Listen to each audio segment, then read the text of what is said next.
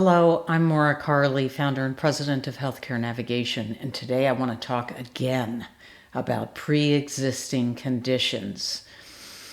There are misconceptions about pre-existing conditions that continue today that are, somewhat confounding. It comes up all the time in our conversations with prospective clients.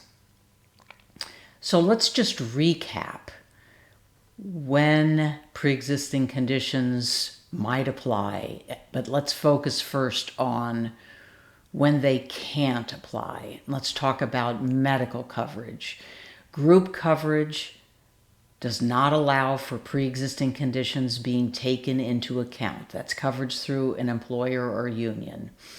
Individual coverage that one gets through the exchange or an AC compliant policy purchased directly from a private insurance company cannot take pre-existing conditions into account.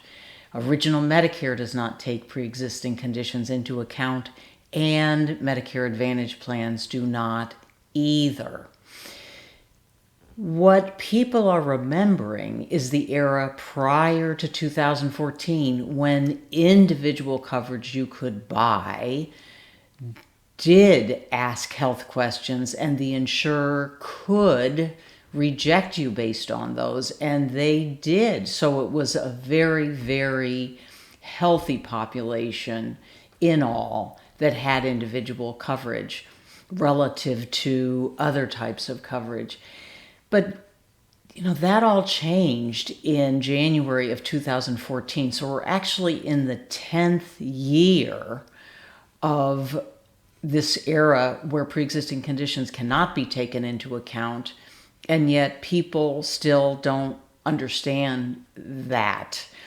As we've discussed many times before, the issue is understanding the window when you can buy coverage and what kind of event lets you buy it outside of that window of time. So let's briefly review when pre-existing conditions can apply. We talked about medical. Let's go to other types of policies. If you apply for an individual long-term care policy, yes, whether or not the company gives that to you will be based on your answers to health questions.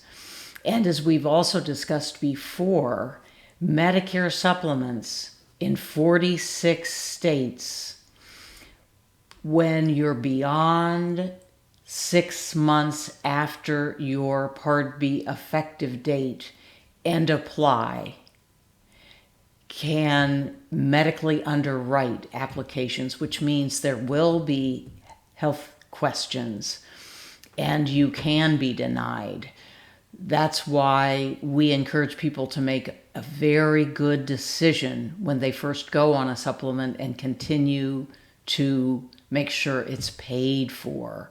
And as we've discussed in other videos, New York, Connecticut, Massachusetts, and Maine don't allow medical underwriting of those, but the other 46 states do, and the 4 states that don't have different systems anyway.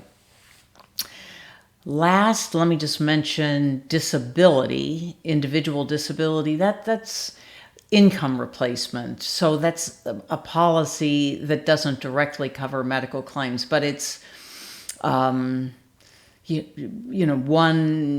has a disability policy or claim approved, when there are medical issues. So I'll mention it because, yes, of course, you're not going to be able to purchase an individual disability policy once you're already fairly disabled.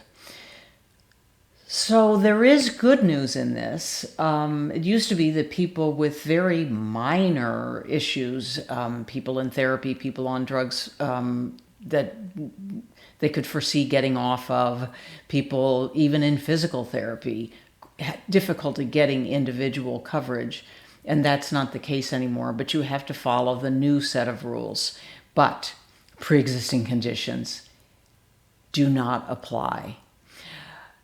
Thanks for listening. Take good care. We'll see you soon. Bye-bye.